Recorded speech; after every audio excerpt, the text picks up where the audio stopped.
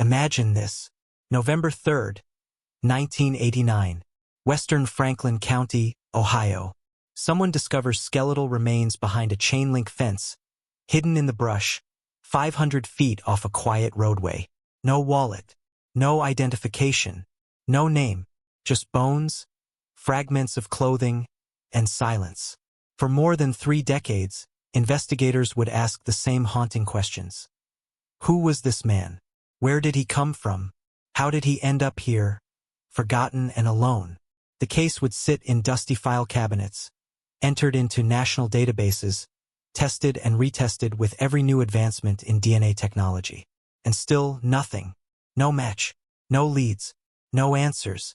This man became known simply as Franklin County John Doe, one of hundreds of unidentified remains scattered across America, waiting in morgue drawers and evidence lockers for someone to say their name one last time.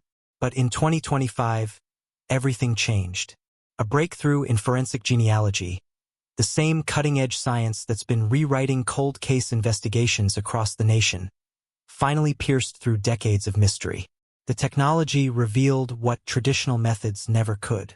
And when investigators announced his identity, it sent shockwaves through the community and raised even more disturbing questions. Because now we know his name, Ernest Emerson Carter, born in 1923. But we still don't know how he died, or who, if anyone, is responsible. This is the story of a cold case that was solved, and yet remains heartbreakingly open. This is the story of a man who vanished from the world, only to be found decades later, still holding his secrets close. Let me tell you about the man who, for 36 years, had no name at all. For most of those decades, he existed only in forensic reports and database entries. Case number up 14619 in the National Missing and Unidentified Persons System. Height: approximately 5 feet 7 inches. Race: white male. Approximate age at death: between 45 and 55 years old. Clothing: blue pants, white belt. That was it. That was all anyone knew. Think about what that means. Everything that makes us human, everything that defines who we are, our memories, our relationships, our stories, our very identity reduced to measurements and physical descriptions. No family to claim him, no friends to remember him, no one standing at a graveside saying his name. But in October of 2025, the Franklin County Coroner's Office and the Ohio Attorney General finally restored what had been taken from him. His name: Ernest Emerson Carter. Born in 1923. Let that date sink in for a moment. This man lived through the Great Depression, survived World War II, watched the world transform through the 20th century. He breathed, he walked, he had thoughts and dreams and fears just like any of us. He had a childhood. He had family. He had a life that mattered. But here's what makes this case so profoundly disturbing. Even now, with his identity restored, very little is known about Ernest Carter's life. The Ohio Attorney General's office stated it plainly in their press release. Very little is known about Carter's life or death. Franklin County Coroner Dr. Nate Overmeyer echoed the same sobering reality. What we do know is this. Ernest Carter would have been approximately 66 years old when his remains were discovered in 1989. That means he was born when Calvin Coolidge was president. He would have been a teenager during the Great Depression, a young man during the Second World War. He lived through the entirety of the Cold War, the Civil Rights Movement, the Space Age, Watergate, the fall of the Berlin Wall. And yet, despite all those years of living, despite existing in a world of increasing documentation and connectivity, Ernest Carter somehow disappeared without anyone reporting him missing. At least, not in any way that connected him to the skeletal remains found near Walcutt Road. This is the first disturbing question in this case. How does someone live for more than 6 decades and then vanish so completely that no one connects the dots when remains are discovered? Dr. Overmeyer put it beautifully during the identification announcement. He said, "We believe each person is worthy of dignity and respect.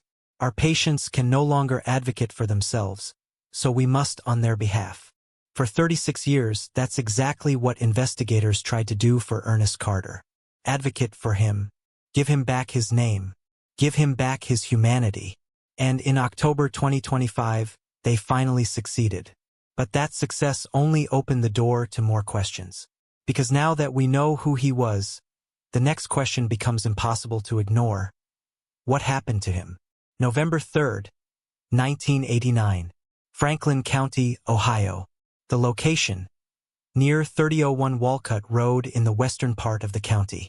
It's the kind of place that, even today, feels somewhat removed from the hustle of Columbus proper. Back in '89, it would have been even more isolated. Imagine the area.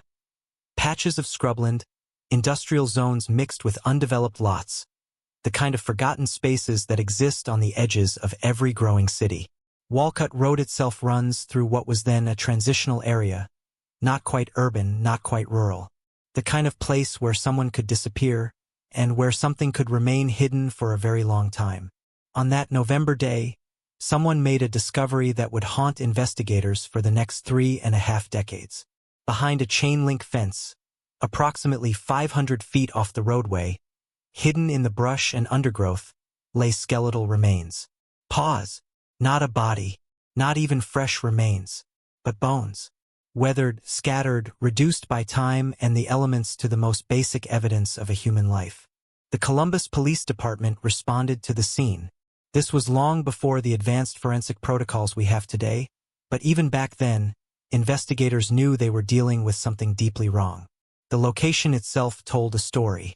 500 feet off the road, behind a fence, concealed from casual view.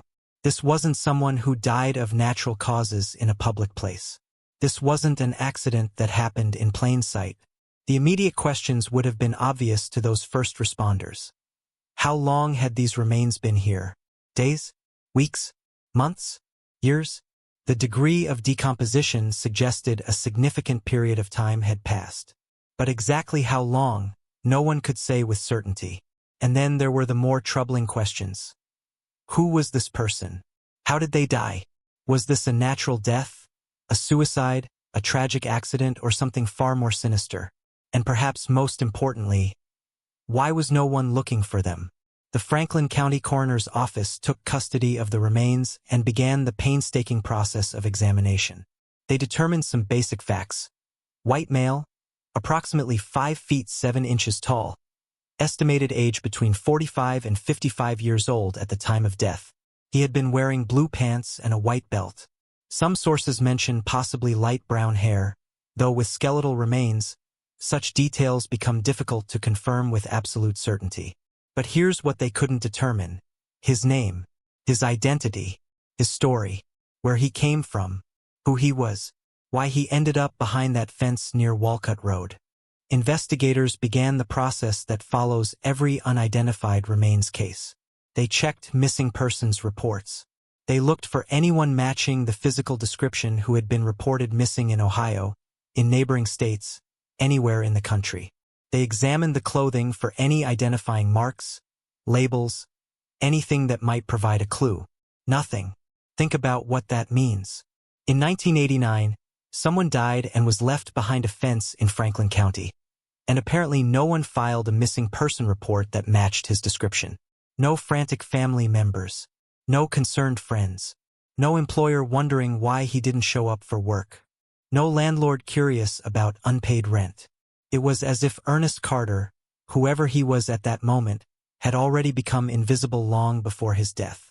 Or perhaps someone did report him missing, but the connection was never made. In 1989, the technology we take for granted today simply didn't exist. No national DNA databases. No sophisticated computer matching systems. Missing persons reports were often local, rarely shared effectively across jurisdictions. It would have been entirely possible for someone to report a missing loved one in one state while unidentified remains sat in a morgue in another, and for no one to ever connect the two. Whatever the explanation, the result was the same. The man found near Walcutt Road had no name. And as days turned into weeks, and weeks turned into months, and months turned into years, he remained unidentified. Franklin County John Doe. Another cold case. Another mystery. Another ghost. But what investigators didn't know in 1989 was that this case would eventually become a landmark example of how far forensic science could reach into the past to restore justice and dignity to the forgotten dead. They couldn't have known that more than 3 decades later, technology that didn't even exist yet would finally speak his name. Ernest Emerson Carter.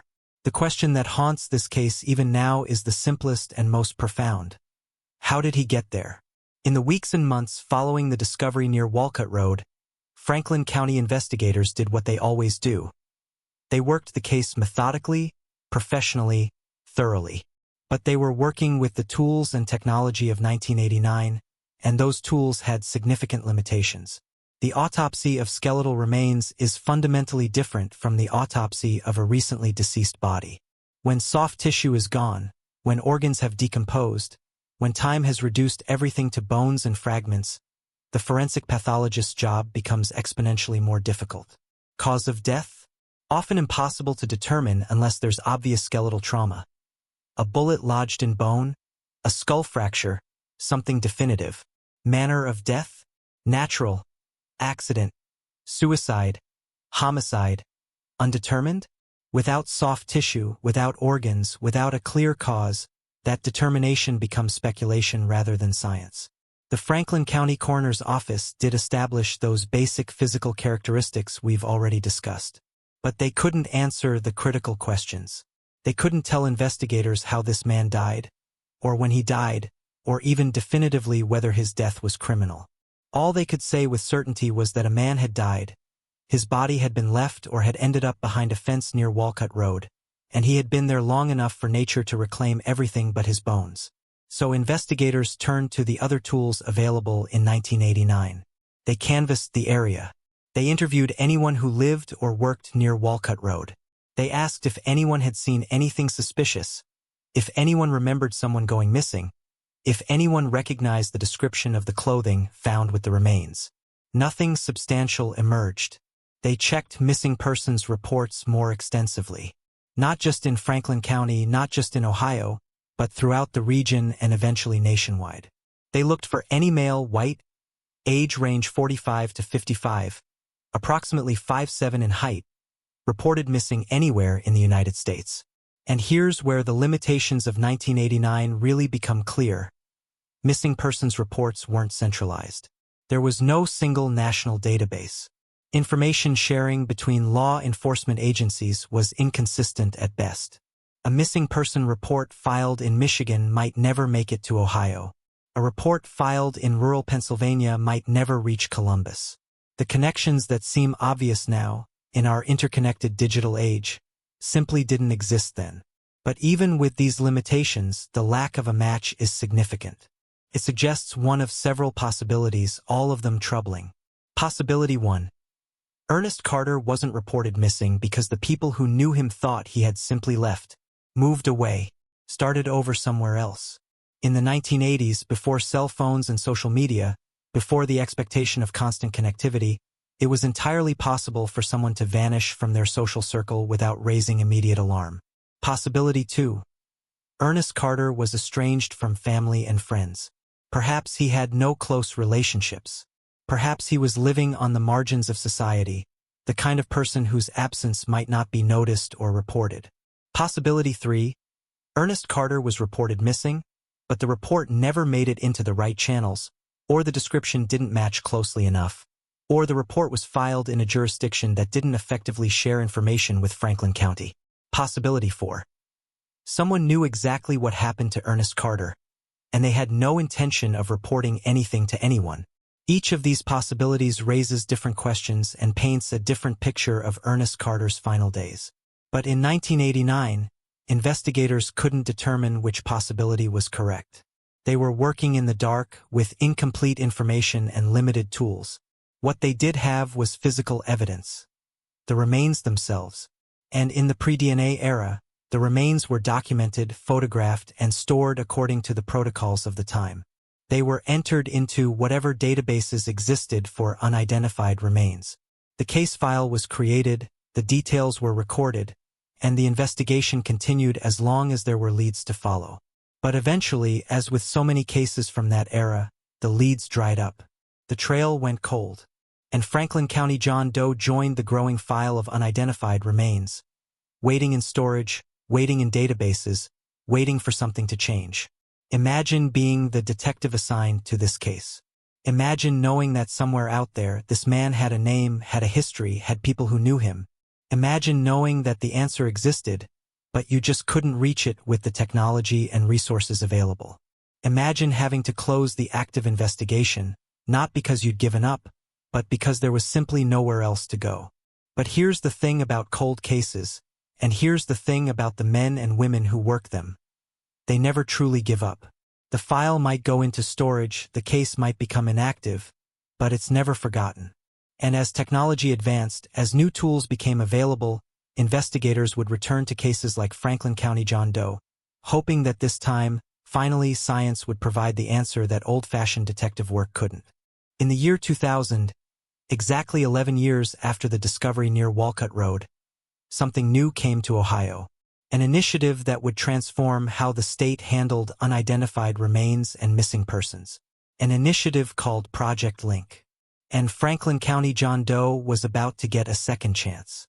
The year 2000 marked a turning point, not just for this case, but for missing persons investigations across Ohio.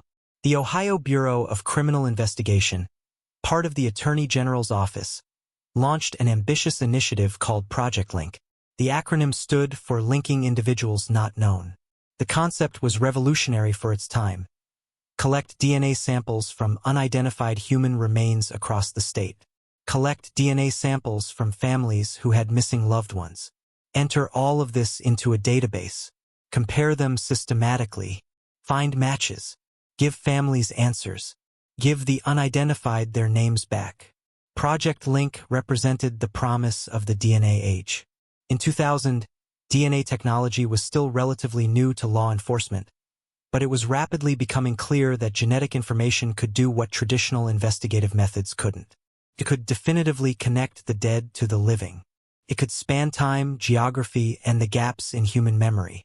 When the Franklin County coroner at the time submitted the remains of John Doe to Project Link, there was reason for optimism. Finally, after 11 years of mystery, science might provide the answer. The remains were processed. DNA was extracted. The profile was entered into the database. And then investigators waited for the match that would solve the case. But the match never came. Let that sink in for a moment. Project Link was designed specifically for cases like this. It was the right tool used by the right people for exactly the right purpose. And yet it failed to identify Franklin County John Doe. Not because of any failure in the system, but because the answer simply wasn't in the database yet. No family member of Ernest Carter had submitted their DNA. No missing persons report for Ernest Carter had been entered in a way that connected to this case. So the mystery continued. 2000 became 2001, then 2005, then 2010. Each year, the case file got older. Each year, memories faded.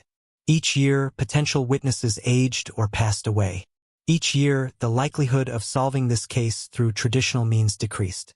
But something else was happening during those years. Something that would eventually transform cold case investigations forever. DNA technology was advancing at an exponential rate. What seemed impossible in 2000 was becoming routine by 2010. What seemed routine in 2010 was being revolutionized by 2020. The Ohio Bureau of Criminal Investigation didn't give up on Franklin County John Doe. In fact, they did the opposite. As new DNA testing methods became available, BCI conducted additional, more advanced testing on the remains. Each test was more sophisticated than the last. Each test could extract more information from less material. Each test represented the cutting edge of forensic science. And each test came back without a match. Think about what this tells us. It tells us that Ernest Carter's DNA wasn't in any of the databases being searched. It wasn't in CODIS, the combined DNA index system used by law enforcement. It wasn't in Project Link.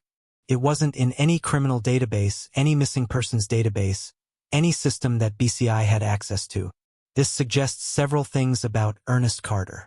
He had no criminal record that required DNA collection. He wasn't in the military in an era when service members' DNA was routinely collected.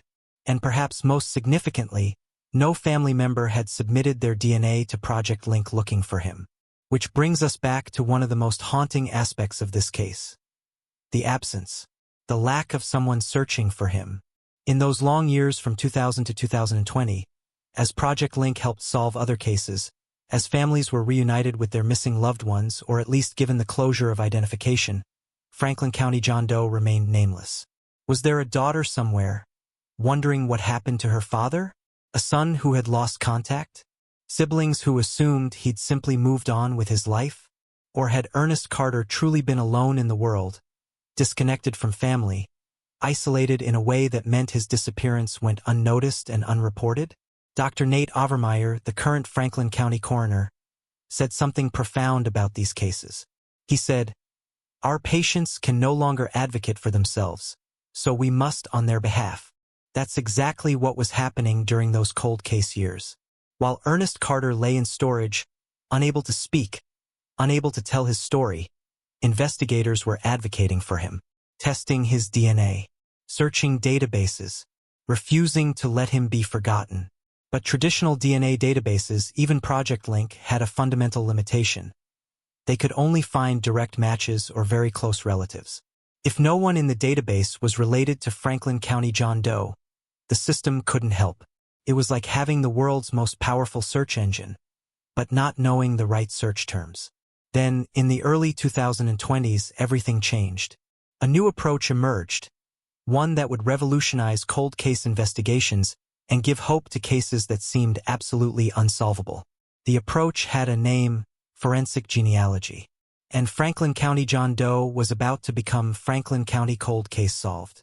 But the path to that identification would require one more critical element: funding. Because the new technology was expensive, and law enforcement budgets were stretched thin. Enter the Porchlight Project, a nonprofit organization that would become the key to unlocking this decades-old mystery. The pieces were finally coming together. The remains, the DNA, the advanced technology, the funding, and most importantly, the unwavering determination of investigators who refused to let Ernest Carter remain nameless forever. The breakthrough was coming, and when it arrived, it would demonstrate the awesome power of modern forensic science to reach across decades and restore identity to the forgotten dead. To understand how Ernest Carter finally got his name back, you need to understand the revolution that's been transforming cold case investigations across America in recent years.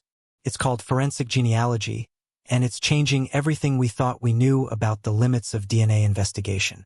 Traditional DNA testing, the kind used in criminal investigations since the 1990s, works like this: extract DNA from evidence, create a profile of specific genetic markers, compare that profile to databases of known individuals. If there's a match, you have your answer. If there's no match, you're stuck. That's the limitation that kept Franklin County John Doe unidentified for so many years. But forensic genealogy takes a completely different approach. Instead of just looking for direct matches, it uses the same kind of technology that companies like Ancestry and 23andMe use for consumer genetic testing. It looks at hundreds of thousands of genetic markers across the entire genome. And then it does something brilliant. It searches for distant relatives. Think about how consumer DNA testing works. You spit in a tube, send it to a company, and a few weeks later you get results showing you're related to thousands of people you've never met. Third cousins, fourth cousins, people who share a great-great-great-grandparent with you. The technology can identify these distant relationships by finding patterns in your DNA that match patterns in theirs. Forensic genealogy applies this same principle to criminal investigations and unidentified remains cases. The DNA from evidence, even old or degraded DNA, can be processed using advanced sequencing technology that creates a comprehensive genetic profile. That profile gets uploaded to genealogy databases. And then genetic genealogists start building family trees. This painstaking work. It's not like what you see on television crime shows where computer databases instantly spit out a name. Forensic genealogists might find matches to fifth cousins or sixth cousins, people so distantly related that they've never heard of each other.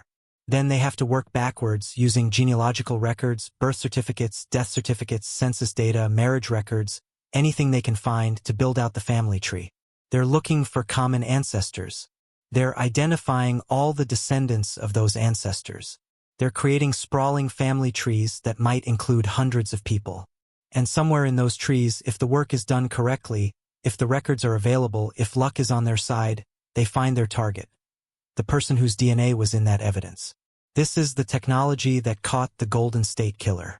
This is the technology that's identified dozens of unidentified remains across the country. This is the technology that, in the early 2020s, became the best hope for solving cold cases that had resisted every other investigative approach. And in 2024, this technology came to Franklin County John Doe. The breakthrough began with a nonprofit organization called the Porchlight Project. This organization was founded specifically to provide funding for forensic genealogy testing in cases of missing and murdered individuals. Because here's the harsh reality. This technology is expensive. A comprehensive forensic genealogy investigation can cost thousands of dollars. Many law enforcement agencies simply don't have that kind of money in their budgets for decades-old cases with no active leads. The Porchlight Project changes that equation. They fund the testing. They provide the resources. They make it possible for cases like Franklin County John Doe to get the advanced analysis they need. In essence, they're advocating for the forgotten dead by providing the financial resources to give them their identities back. In late 2024, the Porchlight Project agreed to fund forensic genealogy testing for Franklin County John Doe. The case was sent to Othram, a Texas-based forensics technology company that specializes in what they call forensic-grade genome sequencing. Othram isn't your typical DNA lab. They've developed proprietary methods specifically designed to handle the most challenging forensic evidence. Degraded DNA, tiny samples, evidence that other labs have tested and failed to get results from. They use cutting-edge sequencing technology, sophisticated computational algorithms, and specialized database resources to reconstruct DNA markers from small fragments of genetic material. In early 2025, Othram scientists received the evidence from Ernest Carter's remains. Keep in mind, this DNA had been extracted from skeletal remains that were discovered in 1989. It had been tested multiple times over the years with increasingly advanced technology. This wasn't fresh, pristine DNA. This was 36-year-old evidence that had already been through multiple rounds of analysis. And yet, Othram succeeded where all previous attempts had failed. They successfully developed a DNA extract from the provided evidence. Then they used their forensic-grade genome sequencing process to build a comprehensive DNA profile for the man who had been Franklin County John Doe. Not just the limited markers used in traditional forensic DNA testing. A comprehensive genomic profile suitable for genealogical comparison. This profile was the key. This was the tool that would finally unlock the mystery. But the profile alone wasn't enough. It had to be interpreted by someone with specialized skills in genetic genealogy. Someone who could take that DNA data and transform it into actionable investigative leads. Enter Val Bogart, the forensic genetic genealogist working with the Porchlight Project. Bogart took the DNA profile provided by Othram and began the meticulous process of genealogical investigation. Uploading the profile to genealogy databases. Identifying genetic matches. Beginning the process of building the family tree that would finally lead to a name. This is where science becomes detective work. Where genetic data becomes genealogical research. Where cold case investigation meets family history. And where, after 36 years of mystery, the path to Ernest Carter's identity finally began to reveal itself. Val Bogart would later say, "I am grateful to Ohio BCI, the Franklin County Coroner's Office, and Othram for their collaboration and dedication throughout the process of solving this decades-old mystery. I am hopeful the identification of Mr. Carter brings long-awaited answers and a step toward closure for all involved." But Bogart couldn't do this work alone. The next phase required close collaboration with law enforcement, with people who could turn genealogical leads into actual investigative action. That's where the Ohio Bureau of Criminal Investigation's Criminal Intelligence Unit came in. The pieces were finally in place. The DNA profile, the genealogical expertise, the law enforcement resources. Everything was converging after 36 years of waiting. Franklin County John Doe was about to become a cold case solved. And when that identification was finally made, it would validate everything that Dr. Othram had said about dignity and respect, everything that the investigators had worked for, everything that the Porchlight Project had been created to achieve. Ernest Carter was about to get his name back. Once Othram provided the comprehensive DNA profile and Val Bogart identified potential genealogical leads, the case moved into its most critical phase, the modern investigation that would transform leads into definitive identification. This is where forensic genealogy stops being theoretical and becomes practical detective work. Val Bogart, working collaboratively with BCI's Criminal Intelligence Unit, began building family trees. Not the family tree of Franklin County John Doe. They didn't know who he was yet. They were building family trees of his genetic matches, his distant cousins, people who showed up in the genealogy databases as sharing DNA with the unidentified man. Imagine the complexity of this work. You're starting with people who are perhaps third cousins, fourth cousins, even more distant relations to your target. You need to identify who they are. Then you need to research their ancestry. You're looking for common ancestors, people who lived generations ago, perhaps in the 1800s or early 1900s, who are the shared roots connecting your genetic matches to your unidentified person. The genealogist uses every resource available: census records, birth and death certificates, marriage licenses, military records, immigration documents, newspaper archives, online family trees posted by amateur genealogists, social media, obituaries. Every piece of information contributes to the picture. Once you've identified common ancestors, then you have to work forward in time. You have to identify all the descendants of those ancestors. Every child, every grandchild, every great-grandchild. You're building out branches of the family tree, creating a comprehensive map of everyone who could potentially be related to your target. And somewhere in that vast tree, somewhere among all those names and dates and relationships, is the person you're looking for. The unidentified remains. The cold case. The mystery. In this case, the genealogical research pointed toward a specific family line connected to Ohio. This was a crucial development. Remember, investigators had no idea where Franklin County John Doe had come from. He could have been from anywhere in the country. He could have died in Ohio while just passing through. But the genetic genealogy was indicating Ohio roots, Ohio family connections. The team working on this case refined the family tree, narrowing down the possibilities, focusing on males of the right age range, people who would have been in their 60s in 1989. They were looking for someone who matched not just the genetic profile, but also the physical characteristics, the time frame, the geography. And eventually, the genealogical research led them to a name: Ernest Emerson Carter. Born in 1923. But genetic genealogy, as powerful as it is, doesn't provide legal proof of identity. Provides investigative leads. Tells you where to look and who to investigate. To actually confirm the identity of remains, you need direct DNA comparison. You need reference samples from close relatives. This is where the Ohio Bureau of Criminal Investigation's Criminal Intelligence Unit stepped in to do traditional detective work. They needed to locate living relatives of Ernest Emerson Carter. They needed to contact those relatives, explain the situation, and request DNA samples for comparison purposes. Imagine getting that phone call. Imagine being contacted by law enforcement and told that skeletal remains discovered 36 years ago might be your relative. Imagine learning that someone you may have known, someone you may have loved, someone who disappeared from your life decades ago, might have been lying unidentified in a coroner's office all this time. The emotional impact of these identifications cannot be overstated. For some families, it's a shock. For others, it's a relief after years of not knowing. For still others, it's the reopening of old wounds, the revival of questions and pain that time had helped to dull. BCI investigators located a male relative of Ernest Carter. They explained the case. They requested a DNA sample for comparison. The relative agreed. The sample was collected according to strict forensic protocols, maintaining chain of custody, ensuring the integrity of the evidence. The reference DNA from the relative was compared to the DNA profile from the skeletal remains found near Walcutt Road in 1989. This comparison was definitive. Not genetic genealogy. Not distant cousin matches. Direct familial DNA comparison. The comparison confirmed what the genealogical research had suggested.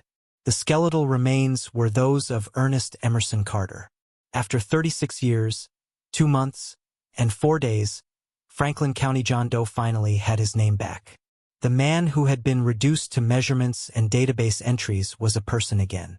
Ernest Emerson Carter. Born in 1923.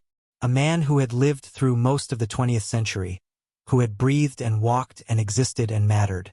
Kristen Middleman, Chief Development Officer for Othram, said it best. There is technology here today that works, and it is able to give answers to a lot of families, like in this case. We're proud to work with law enforcement who are working every day to solve cases and help families.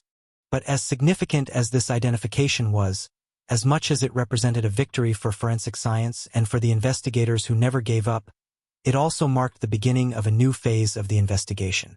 Because now that they knew who Ernest Carter was, the next question became unavoidable.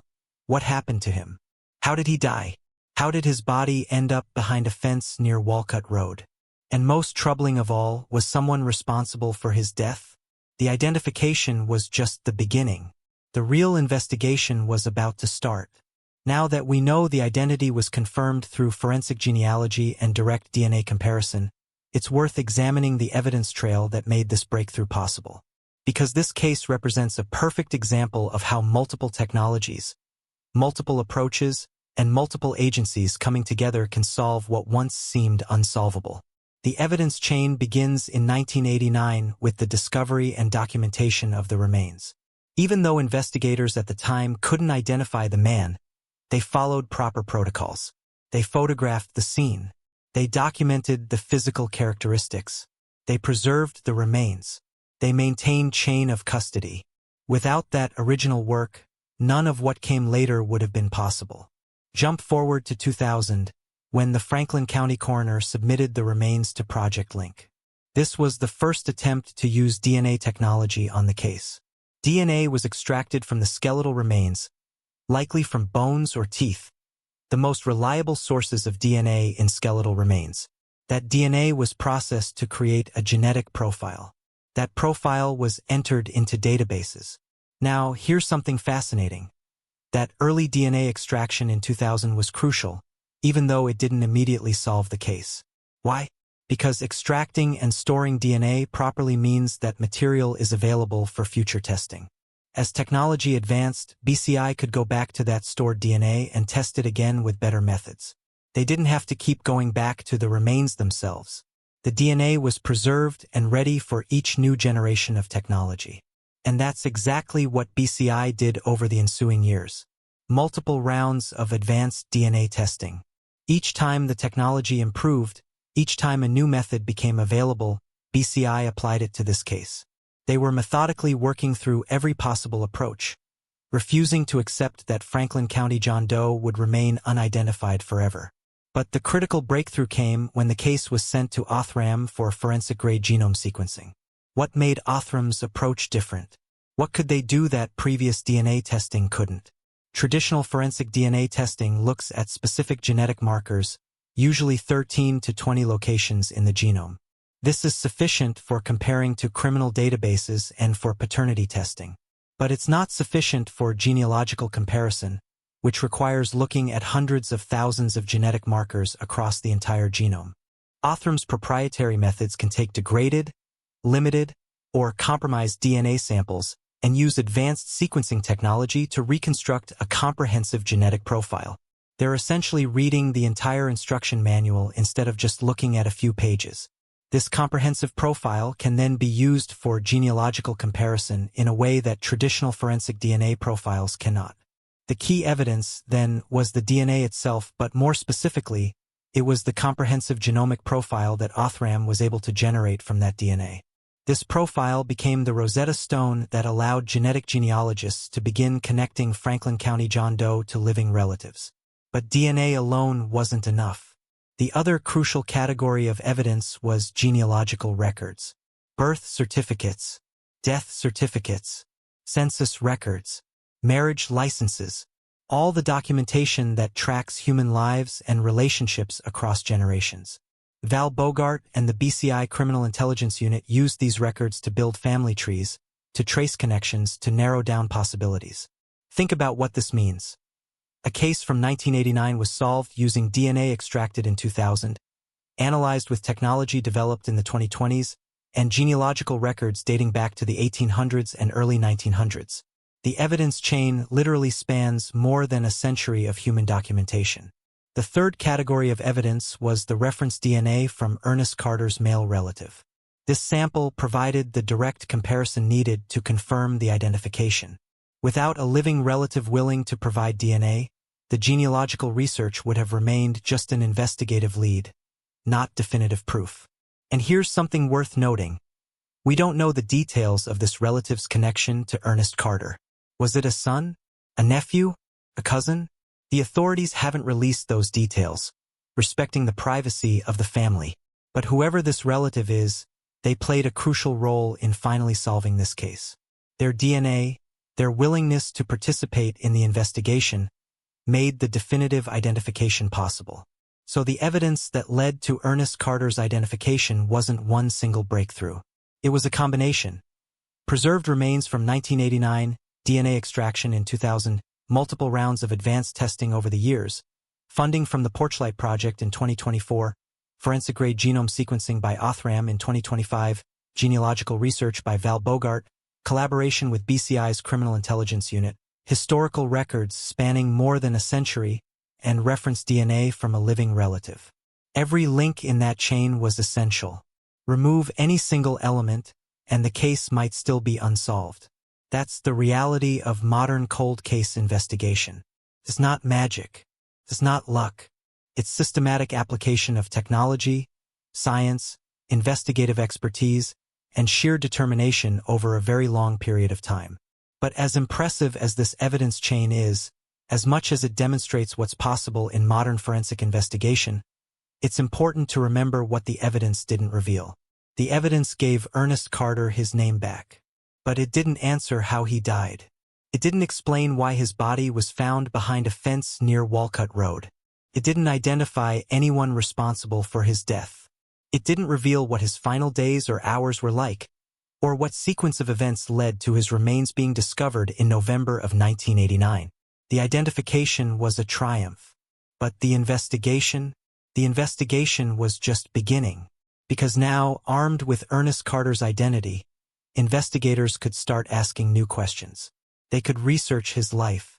They could try to determine where he was living in the years before 1989. They could look for people who knew him, who might remember him, who might have information about what happened. The evidence had given them the starting point they'd lacked for 36 years. Now they had to see where that starting point would lead. October 7th, 2025. More than 35 years after skeletal remains were discovered near Walcutt Road. The moment that investigators, coroners, and forensic scientists had worked toward for decades finally arrived. Ohio Attorney General Dave Yost and Franklin County Coroner Dr. Nate Overmeyer held a joint press conference to make an announcement that would shock the community and bring closure to one of Franklin County's longest-running mysteries.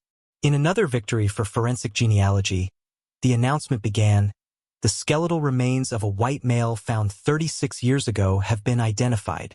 Attorney General Yost framed the achievement in terms that highlighted the collaborative nature of modern cold case investigation.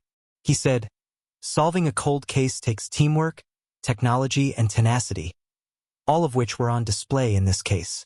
This type of public-private partnership has a direct impact on so many and brings real results to loved ones. Teamwork, technology, and tenacity. Those three words encapsulate everything about this investigation. The teamwork between the Franklin County Coroner's Office, the Ohio Bureau of Criminal Investigation, the Porchlight Project, Othram, and the forensic genealogist. The technology ranging from DNA sequencing to genealogical databases to computational analysis.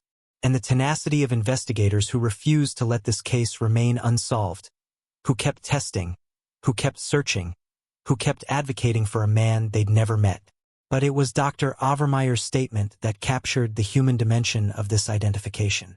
He said, We believe each person is worthy of dignity and respect.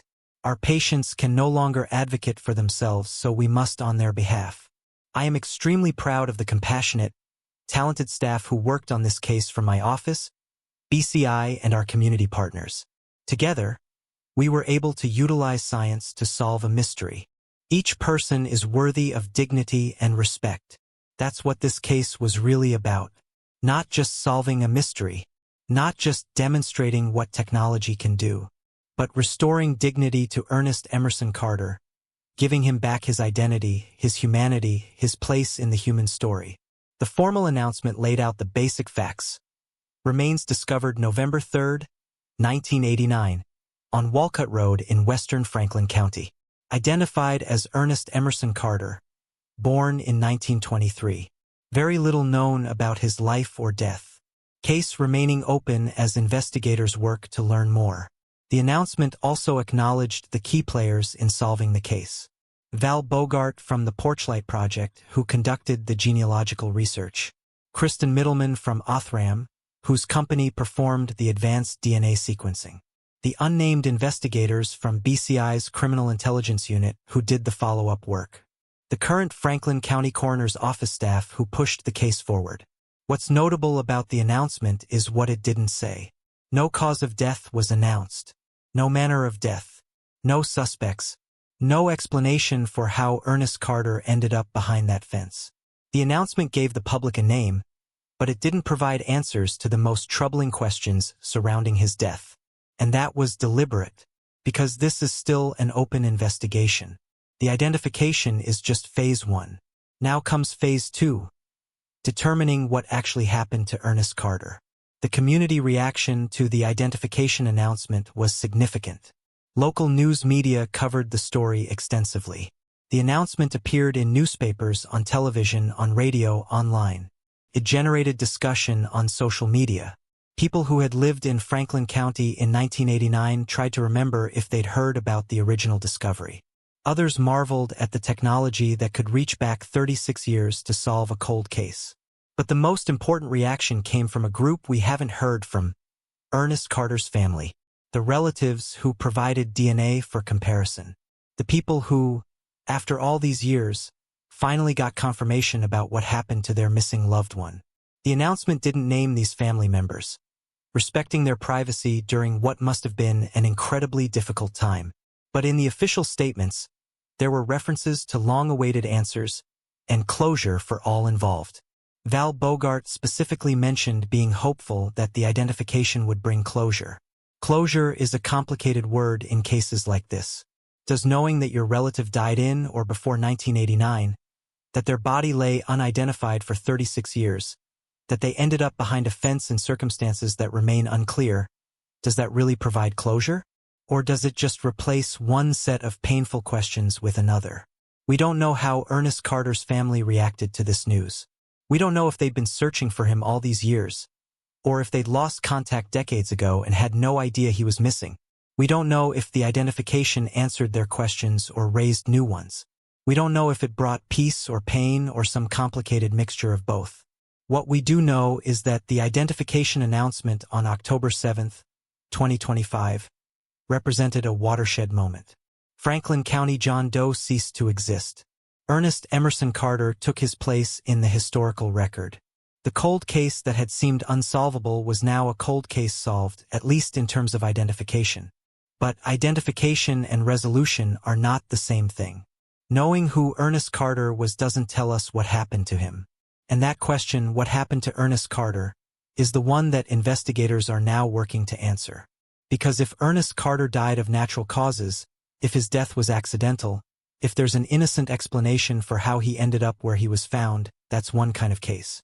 But if someone was responsible for his death, if there's criminality involved, if Ernest Carter was the victim of violence, then this case transforms from a successful identification into something much more serious.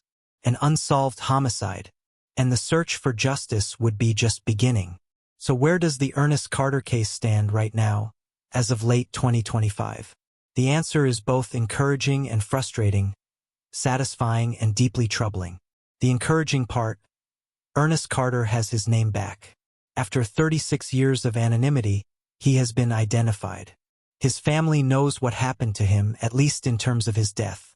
The forensic genealogy process worked exactly as it was supposed to, demonstrating that even the coldest cases can be solved with the right combination of technology and determination.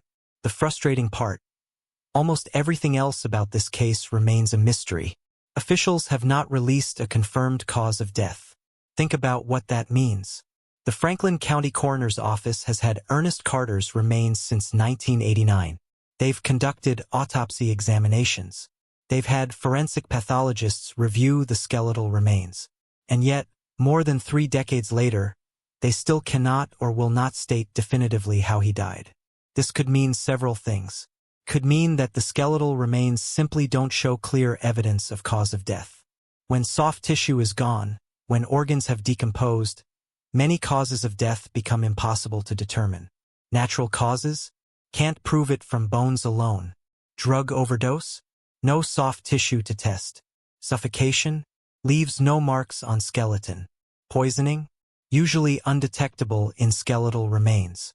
Or it could mean that investigators do have theories about cause of death, but they're not releasing that information because the case is still actively under investigation. Holding back details known only to investigators and potential suspects is a common tactic in criminal investigations. Similarly, officials have not announced a manner of death: natural, accidental, suicide, homicide, or undetermined. The manner of death is distinct from the cause. The manner is the classification of the circumstances. And the fact that it hasn't been announced suggests one of 2 possibilities. Either it's truly undetermined based on available evidence, or it's part of the information being held back. No suspects have been named. No person of interest has been identified publicly. No one has been arrested or charged in connection with Ernest Carter's death. Now, on one level, this makes sense. The identification just happened in October 2025. That's recent. Investigators need time to work the case, to research Ernest Carter's life, to identify and interview potential witnesses, to develop leads. Cold case investigations don't happen overnight. But on another level, the absence of information is significant. It tells us that this case is genuinely mysterious. If Ernest Carter had died of obvious natural causes, if there were a simple, innocent explanation for how his body ended up behind that fence, authorities would likely say so. The fact that they're not providing those details suggests the circumstances remain unclear and possibly suspicious. What we do know is that the case remains open. Investigators are still working it. They're now focused on reconstructing Ernest Carter's final months and trying to determine how he ended up near Walcutt Road. Think about what that investigation must look like now. They know Ernest Carter was born in 1923, which means he would have been approximately 66 years old in 1989. They need to trace his life. Where was he living in the 80s? Was he in the Columbus area? Somewhere else in Ohio? Out of state? Did he have a job? Was he retired? Did he live alone? With family? In a care facility? Who were his associates? His friends? His family members? Are any of them still alive? Can they be located? Will they remember him after all these years? Will they have information about his state of mind, his health, his circumstances in the months before his death? And here's one of the most challenging aspects of investigating a case this old: memories fade. People die. Evidence deteriorates. If someone who knew Ernest Carter in 1989 is still alive in 2025, they're at least 36 years older. A person who was 40 in '89 is 76 now. A person who was 60 is 96. Time is working against investigators. The fact that very little is known about Ernest Carter's life, as officials have repeatedly stated, is itself significant. It suggests that he may have been someone who lived on the margins of society, someone without strong social connections, someone whose absence might not have triggered immediate alarm bells. Was Ernest Carter homeless? Was he estranged from family? Did he struggle with substance abuse or mental health issues? Was he someone who had fallen through the cracks of society's safety net? These are the questions investigators are likely exploring as they try to piece together his life. Or, and this is the more troubling possibility, was Ernest Carter targeted? Was there someone who had a reason to harm him? Did he know his killer? Was his death the result of violence, and if so, is the person responsible still out there? The location where his body was found raises questions too. Behind a fence, 500 feet off Walcutt Road. That's not a place you end up by accident. That's not where someone goes for a casual walk and suffers a heart attack.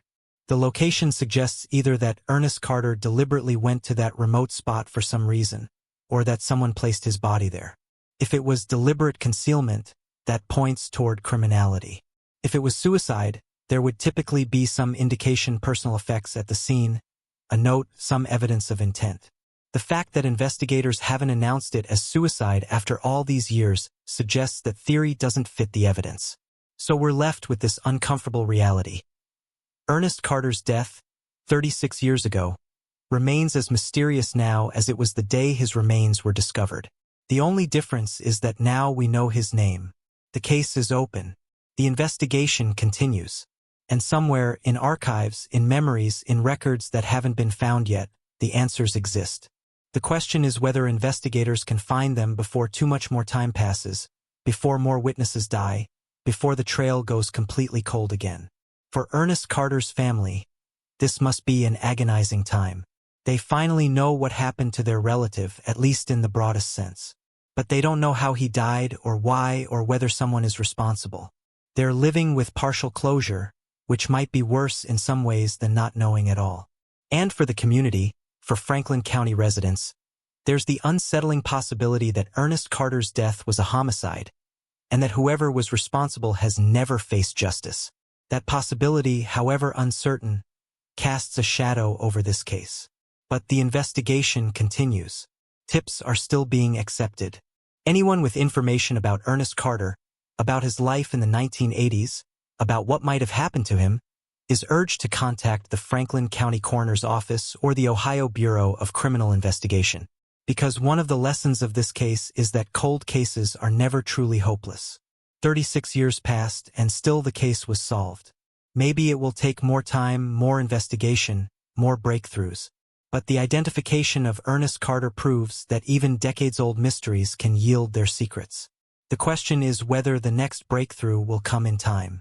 The identification of Ernest Emerson Carter in October 2025 didn't just solve a cold case. It rippled out through multiple communities, impacting people in ways both obvious and subtle. First and most directly, there's the impact on Ernest Carter's surviving family. We don't know the details of their relationship to him. We don't know if they'd been searching for him actively, or if his disappearance had been a mystery they'd lived with for decades, or if they'd lost contact so long ago that they didn't even realize he was missing. But we can imagine what learning this news must have been like. A phone call from law enforcement. The explanation that remains found in 1989 might be your relative. The request for DNA. The waiting while tests are conducted. And then the confirmation. Yes, those remains are Ernest Emerson Carter. Your father, your uncle, your cousin, your brother.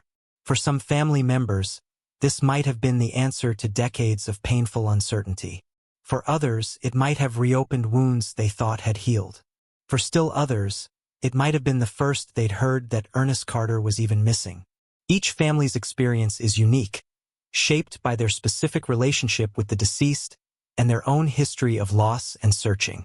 What we do know is that Ernest Carter's family now has information they didn't have before. They know he died in or before 1989. They know where he was found. They can, if they choose, visit the location. They can, presumably, claim his remains and give him a proper burial with his name on the headstone. After 36 years of anonymity, Ernest Carter can finally rest under his own name. Beyond the immediate family, there's the impact on the broader Franklin County community. Local residents who remembered the original discovery in 1989 suddenly had closure on a case many had forgotten. The news coverage brought the case back into public consciousness, reminding people that their community had once been home to an unsolved mystery. And for some residents, particularly those who lived near Walcutt Road in the 80s and 90s and 2000s, there's the unsettling realization that an unidentified body was found in their neighborhood, and that the circumstances of that death have never been fully explained. If Ernest Carter's death was a homicide, then his killer potentially walked the same streets they walked. That's not a comfortable thought. But the impact extends well beyond Franklin County. Ernest Carter's identification became part of a larger narrative about forensic genealogy and cold case investigation. Media coverage of the case appeared across Ohio and even nationally. It became one more example of how this technology is revolutionizing law enforcement's ability to solve decades-old cases. For families of other unidentified remains, for people who have missing loved ones, Ernest Carter's case offers hope. If his remains could be identified after 36 years, if forensic genealogy could reach back that far and still find answers, then maybe other cold cases can be solved too. Maybe other families can get the closure they've been seeking. The Porchlight Project, which funded the genealogy testing in this case, has been involved in numerous other identifications across Ohio and beyond. Each successful case validates their mission and demonstrates the value of providing financial resources for forensic genealogy. Ernest Carter's identification adds to their track record, potentially encouraging more funding, more testing, more cases being solved. For Othram, the company that performed the DNA sequencing, this case represents another success story in their growing portfolio. They've been involved in hundreds of identifications nationwide, and Ernest Carter's case demonstrates their capability to handle extremely challenging evidence. Skeletal remains from 1989, tested multiple times over decades, still yielded usable DNA for comprehensive genomic sequencing. That's a powerful testament to their technology. For law enforcement, and particularly for the Ohio Bureau of Criminal Investigation, Ernest Carter's case validates the investment in forensic genealogy training and partnerships. It demonstrates that the collaboration between BCI's Criminal Intelligence Unit and genetic genealogists can solve cases that resisted every other approach. It provides a model for how other agencies can approach their own cold cases. But perhaps the most profound impact is on how we think about unidentified remains in general. Ernest Carter spent 36 years as Franklin County John Doe. He was a case number, a database entry, a set of remains in storage. But he was also a person, a man who lived for more than 6 decades, who experienced all the joys and sorrows and mundane moments that make up a human life. Dr. Overmeyer's words about dignity and respect aren't just empty rhetoric. They're a reminder that every unidentified remain represents someone's family member, someone's loss, someone's unanswered question. Ernest Carter's identification is a victory for that principle, the principle that every person deserves their name, their identity, their place in the human story. And that principle is driving a quiet revolution in how law enforcement handles unidentified remains. Across the country, coroners and medical examiners are submitting old cases for forensic genealogy testing. They're partnering with nonprofits like the Porchlight Project. They're training investigators in genealogical research techniques. They're refusing to let these cases remain unsolved. Ernest Carter's case is part of that revolution. It's proof that the combination of advanced technology, dedicated investigators, and community support can achieve what once seemed impossible. It's validation for every forensic scientist, every coroner, every detective who believes that cold cases matter, that unidentified remains deserve our continued attention and effort. The community impact of this case will continue to unfold. As investigators work to determine what happened to Ernest Carter, as more details potentially emerge, as the case develops, the community will be watching and learning. And other communities, facing their own cold cases and unidentified remains, will be taking note of how Franklin County approached this case and what they achieved.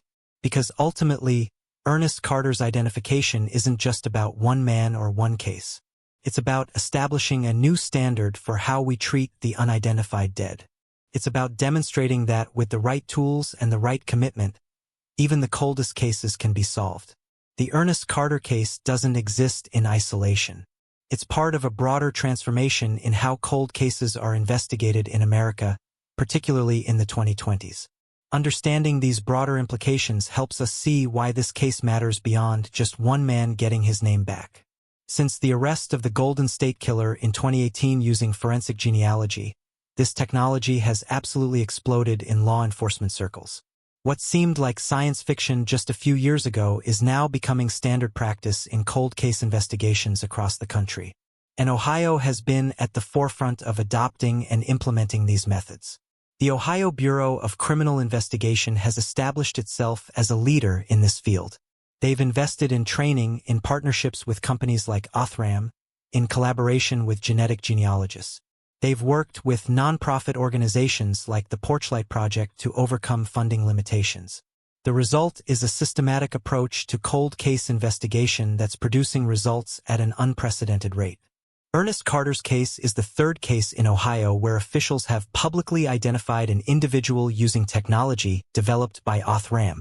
That's not counting cases that may have been solved but not yet announced, or cases that were solved using other forensic genealogy methods and companies. Ohio is experiencing a wave of cold case solutions, and each one provides closure to families while also advancing the science and practice of forensic genealogy. But this wave of solutions is also raising new questions and challenges. Some of them are practical, some are ethical, some are legal, and all of them need to be addressed as this technology becomes more widespread. The practical challenges include funding. Forensic genealogy is expensive. A comprehensive case investigation can cost thousands of dollars. Not every jurisdiction has that kind of money in their budget, especially for decades-old cases with no active leads. That's where nonprofits like the Porchlight Project become crucial, but nonprofit funding is limited. How do we ensure that every unidentified remain and every cold case gets access to this technology regardless of which jurisdiction they're in or what resources that jurisdiction has available? There are also practical challenges around genealogical databases. These investigations typically rely on people voluntarily uploading their DNA to genealogy databases like GEDmatch. The more people in the database, the more likely investigators are to find relevant matches. But participation is voluntary, and some people have privacy concerns about law enforcement access to genealogical data. Balancing the investigative value of these databases with legitimate privacy concerns is an ongoing challenge. The ethical questions are even more complex. When is it appropriate to use forensic genealogy to identify unidentified remains versus to identify criminal suspects? Most people are comfortable with the technology being used to identify victims and restore their names. But using the same technology to identify suspects raises different concerns about consent and privacy. The DNA in genealogy databases comes from ordinary people looking for their ancestry, not from criminals. When law enforcement uses those databases to identify suspects, they're essentially using the DNA of innocent people, the relatives who uploaded their genetic information, as an investigative tool to catch their family members. Is that ethically acceptable? Most legal scholars and ethicists say yes, as long as proper protocols are followed, but the debate continues. There are also legal challenges. What standards apply to the use of genealogical databases by law enforcement? What oversight is needed? What kind of court orders or warrants, if any, should be required before law enforcement can search these databases? Different jurisdictions are answering these questions differently, and we're still in the early stages of developing comprehensive legal frameworks. In Ernest Carter's case, these ethical and legal questions are less fraught because the investigation was about identification, not about criminal prosecution. But even identification raises questions. Did Ernest Carter's relatives consent to having their genetic information used this way? They provided DNA for comparison once investigators had a lead, but their distant cousins who were in genealogy databases may not have known their information would be used in a law enforcement investigation. Most people seem to feel that these concerns are outweighed by the benefit of giving unidentified remains their names back, of providing closure to families, of solving cold cases that have haunted communities for decades. But we need to think carefully about where we draw lines and what protections we put in place. Beyond the practical, ethical, and legal questions, there's a broader implication about what these cold case solutions mean for justice. Ernest Carter now has his name.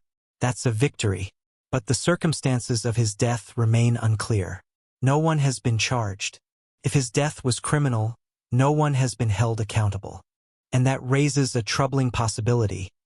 Forensic genealogy can identify victims and identify suspects, but it can't turn back time. Ernest Carter's death occurred 36 years ago. If someone was responsible, they've lived free for more than 3 decades. Evidence may have been lost. Witnesses may have died. memories have faded. Even if investigators determine what happened and identify a responsible party, building a prosecutable case decades after the fact is extraordinarily difficult. So we may end up with a new category of cases. Cold cases that are solved in the sense that we know what happened and who was involved, but which can never be prosecuted because too much time has passed and too much evidence has been lost. That's a form of justice, but it's incomplete justice. Provides answers but not accountability.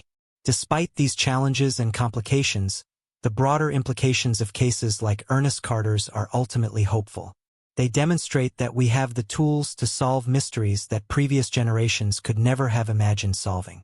They show that science and determination can pierce through decades of obscurity. They prove that the dead can still speak, if we're willing to listen. And they're changing the calculation for criminals. The knowledge that forensic genealogy can reach back decades means that even the coldest cases are potentially solvable. There's no statute of limitations on murder. There's no guarantee that you'll get away with it just because decades have passed. That has to have a deterrent effect, even if we can't quantify it precisely. For families of the missing, for communities haunted by unsolved cases, for the unidentified remains still waiting in morgues and coroners' offices across America, Ernest Carter's case sends a clear message. There is hope. The technology exists. The expertise exists. The commitment exists. What's needed now is the resources and the will to apply these tools to every case that deserves attention. And that's perhaps the most important implication of all. Ernest Carter's case is a reminder that every unidentified remain deserves our attention, our resources, our commitment to finding the truth.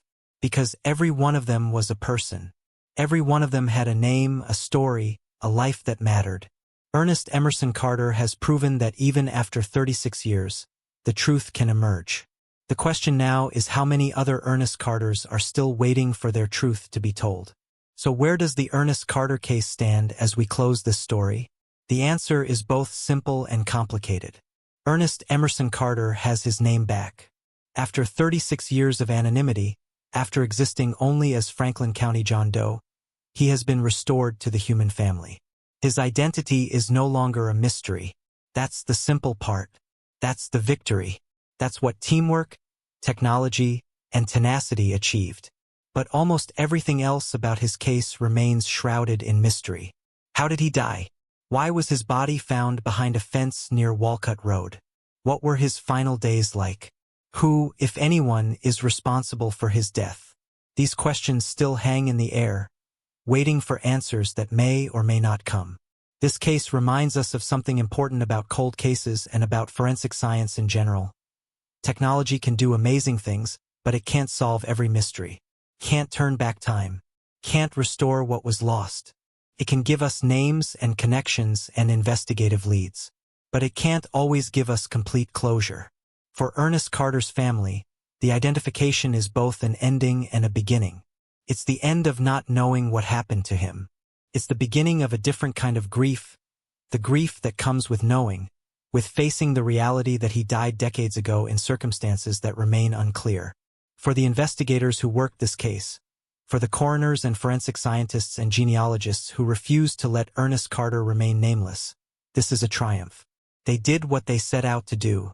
They gave dignity back to someone who couldn't advocate for themselves. They proved that even the coldest cases can yield their secrets. But their work isn't done. The investigation continues. The questions remain. And somewhere, in the archives and records and memories that haven't been accessed yet, the full truth about Ernest Carter's death is waiting to be discovered. This case is also a reminder about the hundreds of unidentified remains still waiting in coroners' offices and morgues across America. Ernest Carter was just one.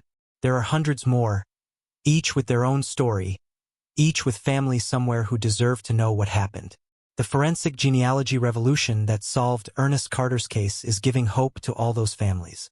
It's proving that even decades-old cases, even cases that seem completely cold, can be solved with the right combination of technology, expertise, and funding. Every success story like Ernest Carter's makes the next case a little easier, a little more likely to be solved. But it also reminds us that these solutions require resources.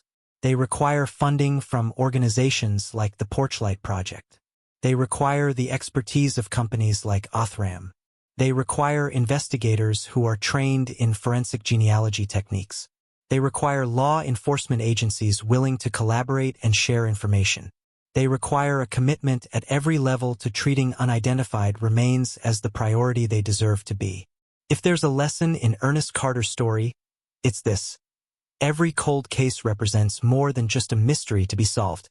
It represents a family's pain, a community's unease, and most fundamentally, a person whose dignity was taken from them and needs to be restored. Ernest Emerson Carter was born in 1923. He lived through most of the 20th century. He experienced things we can only imagine: the Depression, the war, the transformation of American society over decades. He was a human being with thoughts and dreams and fears and hopes. And for 36 years, all of that was reduced to a case number and a set of remains in storage. Now he has his name back. Now he has his place in history. Now he can be remembered as more than just Franklin County John Doe. And that matters. That matters to his family. That matters to the community. That matters to everyone who believes that every person deserves dignity and respect, even in death. The investigation into what happened to Ernest Carter continues. If you have any information about his life, about his circumstances in the 1980s, about what might have led to his death, please contact the Franklin County Coroner's Office or the Ohio Bureau of Criminal Investigation. Your tip, your memory, your piece of the puzzle might be exactly what investigators need to finally solve this case completely. And if you have a missing loved one, if you're searching for someone who disappeared, if you're hoping for answers that have eluded you for years, remember Ernest Carter's story. Remember that even after 36 years, answers can emerge. Technology exists now that didn't exist before. Investigators are committed to solving these cases. There is hope. Cold cases aren't just statistics. They're not just files gathering dust in evidence rooms. They're human stories. They're families waiting for closure. They're communities seeking truth. And increasingly, thanks to forensic genealogy and the dedication of people who refuse to give up, their cases being solved, mysteries being unraveled, names being restored.